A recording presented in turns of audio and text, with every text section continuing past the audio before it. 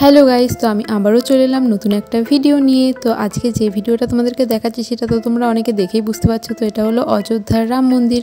তো তোমরা তো অনেকেই জানো যে এই মন্দিরের ভিতরে কিন্তু ফোন বা ক্যামেরা অ্যালাউ করে না, তাই বাইরেটাই তোমাদের দেখিয়ে নিলাম। তো পুরো ভিডিওটা দেখতে থাকো, আশা করি তোমাদের ভালোই লাগবে।